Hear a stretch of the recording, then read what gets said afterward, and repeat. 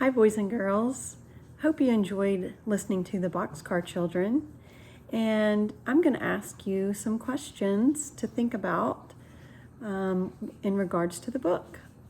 And we would love to hear your answers to the questions and your reviews of the book. If you send us a video, we'll put it on our channel so that your classmates can hear your opinions.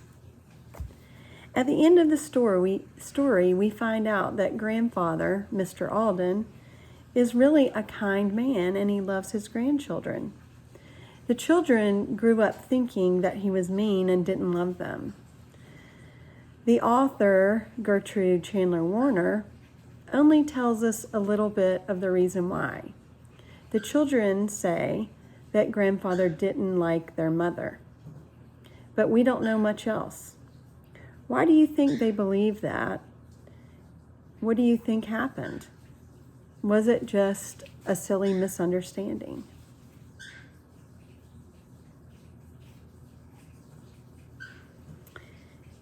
In the story, the children are very resourceful.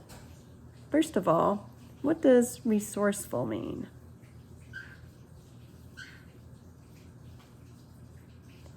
Resourceful means being clever and using what you have to solve problems. For example, the children used pine needles to sleep on when they didn't have a bed. What are some of the other ways the children were resourceful?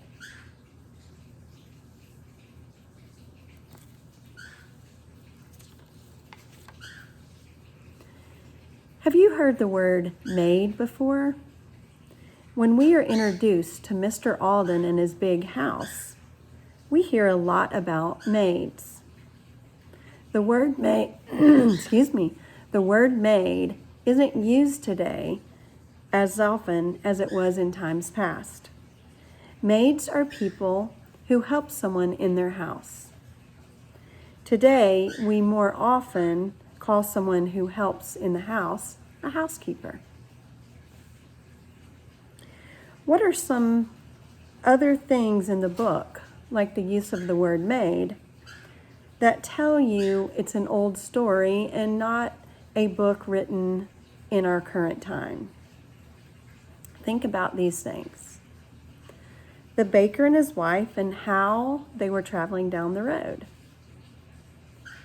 The amount of money that Henry made working for a half a day. What the milk came in that Henry brought. What do they call lunch? What do they call dinner? And maybe you can think of some other things.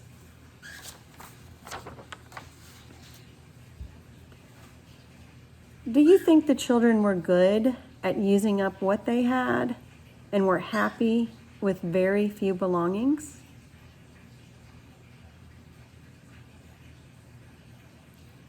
Did you like this book?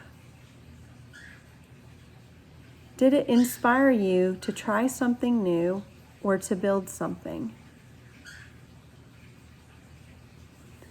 Once again, we would love to hear your thoughts to these questions and any other thoughts you had about the book.